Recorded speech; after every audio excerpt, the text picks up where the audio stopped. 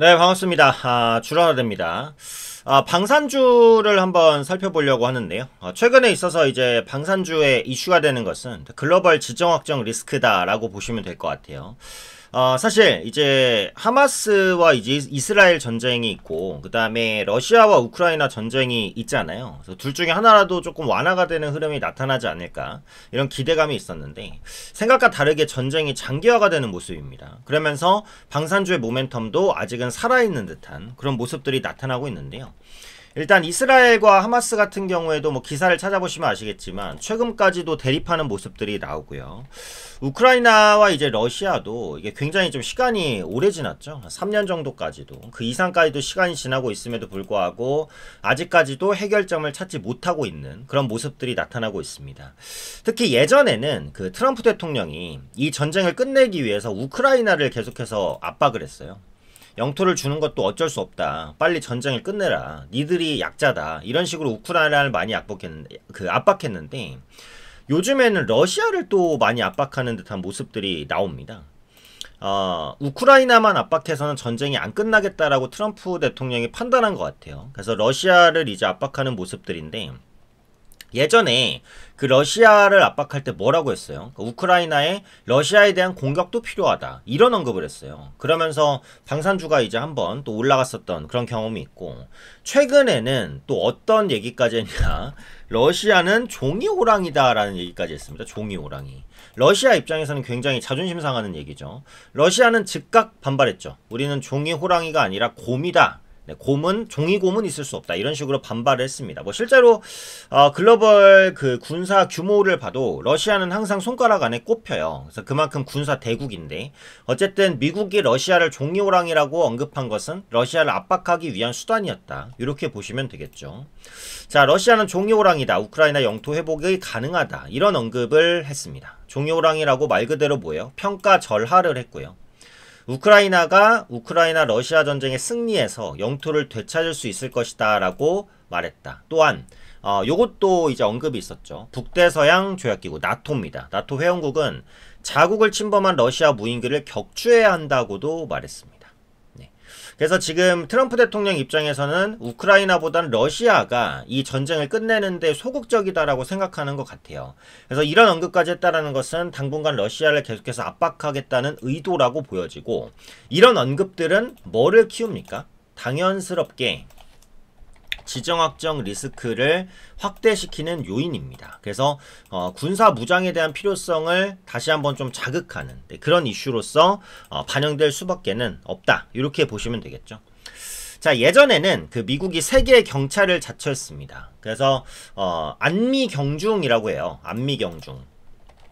아마 주식하시는 분들도 많이 들어보셨을 것 같은데 자, 안미경중이 무슨 뜻이냐? 안보는 미국에게, 경제는 중국에게 의존한다 라는 거였습니다. 그래서 이 체제가 굉장히 오랫동안 글로벌 스탠다드로 돌아갔었단 말이에요.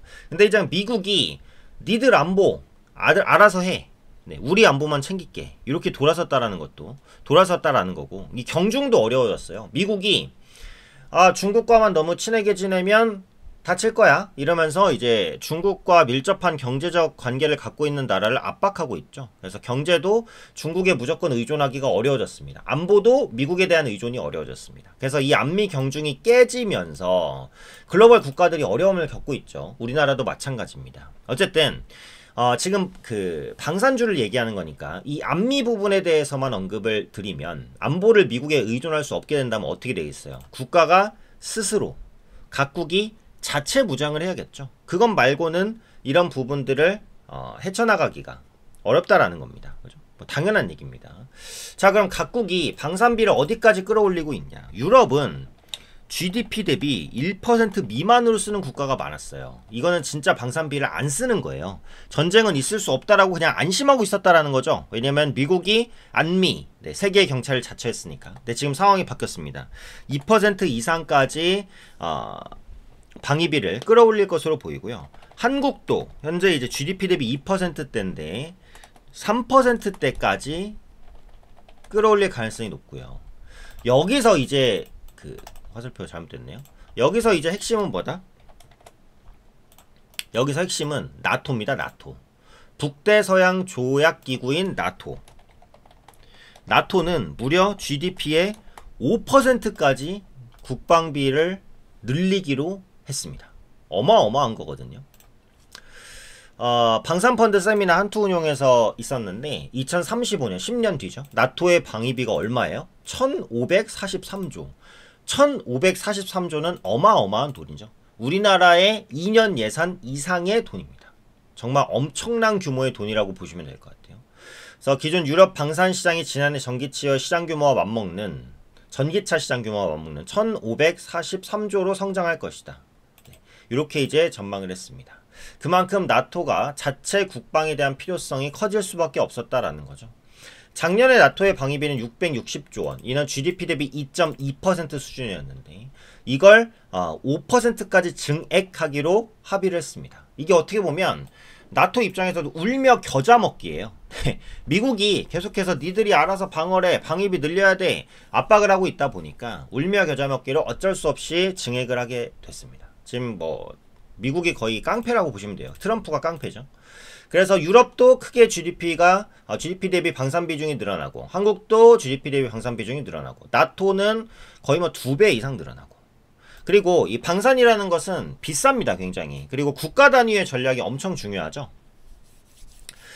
그래서 이제 그 국가의 전략을 보시는 게 중요한데, 이 방산비는 점진적으로 늘어나는 것이기 때문에 앞으로 국내 방산주의 수주 실적은 계속해서 증가할 수밖에 없을 것이다. 이렇게 봅니다.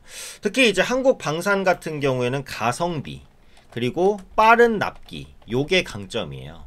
이게 다 한국의 특성인데, 가성비가 왜 좋냐? 한국은 지금 전쟁 중인 국가입니다. 그죠? 북한과 통일이 안 됐어요. 통일이 될 것도 언제 될지, 뭐 우리 생에 될지 안 될지 아예 알 수가 없는 상황이죠. 북한과 적대 관계를 맺고 있으니까 방산 부분에 투자를 안 할 수가 없었어요. 그래서 한국은 항상 어떻게 보면 위험에 노출되어 있고 항상 방산 부분에 대한 투자를 장기적으로 해왔습니다. 근데 한국은 그 북한과 국경을 맞대고 대치하고 있지만 전쟁은 몇십 년간 일어나지 않고 있잖아요. 그러니까 방산 투자를 안 할 수는 없는데 그래도 조금 저렴하게 할 수 있지 않을까 라고 하면서 가격을 떨구는 방식으로 발전했어요. 그러다 보니까 자연스럽게 한국 방산 제품의 가성비가 높을 수밖에 없는 겁니다. 그게 지금 빛을 발하는 거죠. 글로벌 국가들이 각 작체 무장을 하고 싶은 수요가 커지다 보니까 한국의 방산 제품을 찾을 수밖에 없다. 빠른 납기는 이게 어떻게 보면 한국의 종특이라고 보시면 됩니다.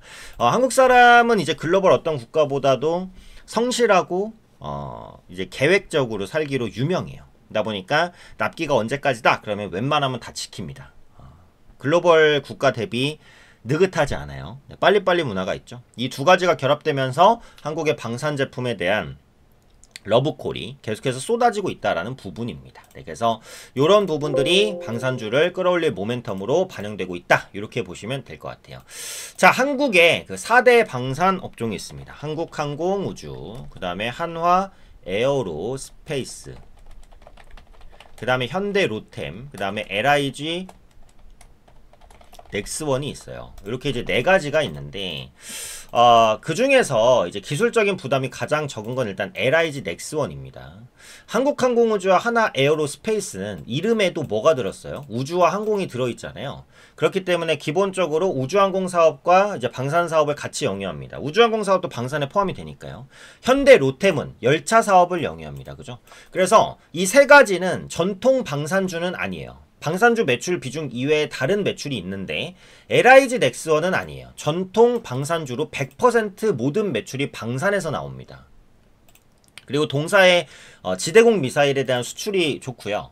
그 다음에 이제 드론 공격이 앞으로 활발해진다라는 얘기가 나오잖아요. 그러니까 전쟁이 있게 되면 드론을 통한 공격들이 좀 확대될 수 있다. 이런 언급들이 앞으로 계속해서 나올 겁니다. 그래서 이런 부분들이 LIG 넥스원의 주가를 계속 자극할 수 있거든요. 차트를 보시면 보시면 한국항공우주 같은 경우에는 높아요. 그죠? 계속해서 올라가면 고점을 치려는 듯한 시도고, 하나 에어로스페이스는 이제 신고가를 쳤고요. 그죠?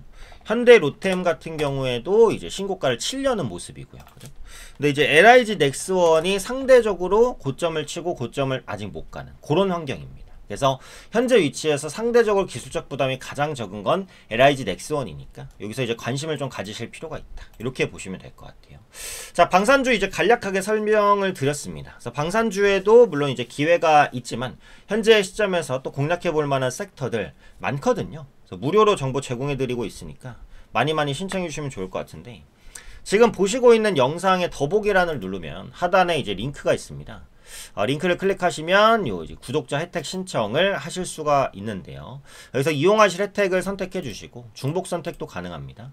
그 연락처를 써주셔야 돼요. 연락처를 써주셔야 무료로라도 정보를 드릴 수가 있고, 그 다음에 보유 주식 궁금하신 거 있으시죠? 궁금하신 종목 여기 써주시면 되겠고, 3자 제공 동의를 해주셔야 됩니다. 일단 동의를 클릭을 하시고 여기 이제 그 제출까지 해주셔야 돼요. 제출까지 해주셔야 무료로 종목 관련된 정보들을 제공을 해드릴 수가 있습니다. 그래서 무료 혜택입니다. 무료 혜택이니까 현재 시장에서 수익 낼 만한 종목들 많거든요. 단타 종목, 그 다음에 세력주, 그리고 종목 상담까지 모두 다 진행을 해드릴 테니까 편안하게 남겨주시고 도움 받으시면 좋을 것 같아요. 항상 외국인과 기관에 지지하는 투자 하실 수 있도록 제가 응원 드리도록 할 테니까 화이팅 하시고, 앞으로 시황과 이제 이슈들 꼼꼼히 좀 체크하시는데 제가 영상으로 또 도움 드리도록 하겠습니다.